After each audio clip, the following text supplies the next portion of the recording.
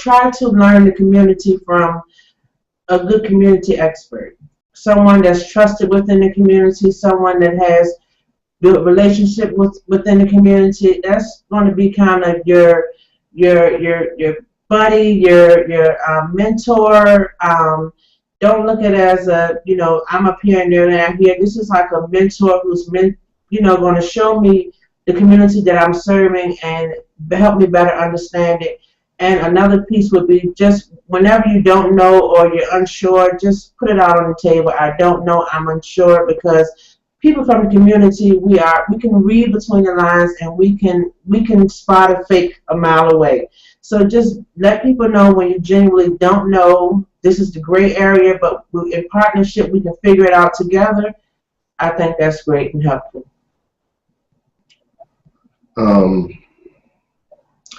I think for me, I probably would say don't do this work if you don't want to pay the cost of time.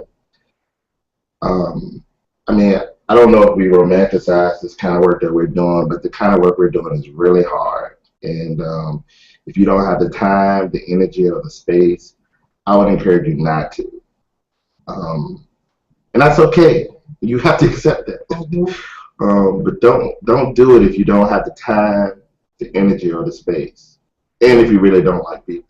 I think you need to know if you like people. You know, am I right? I agree. Right. I think you really got to genuinely like people. And you can't see people as a means to an end. You know, it has to be something deeper than just research for it to stick in community and mean something ultimately to your life work. Yeah, I agree. It's not for everybody. Yeah. I think one of the challenges that I see over and over again for people who are initially getting involved with community engagement is that they want sole ownership over what they're doing. I think that as academics, people are often trained in such a way that everything they do needs to be discrete, you know, a separate, discrete thing. And I think that when you're doing community engagement, that approach is very detrimental. I think that it's really important to learn from the history of what's happened in the community that you want to engage, whether it's a geographic community or a community of shared interest or whatever kind of community it is. It's very unlikely that you're the first person to ever walk through that door.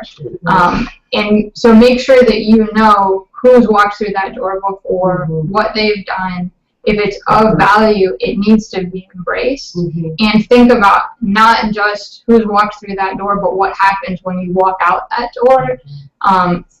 Approach the community with sustainability in mind, because it's very, very disruptive for researchers to come and go without ever thinking about what's going to happen as a result of their work after they leave. And if that's not going to be your approach, I agree with Albert that you probably should never walk through the door to begin with, because you're bringing something that's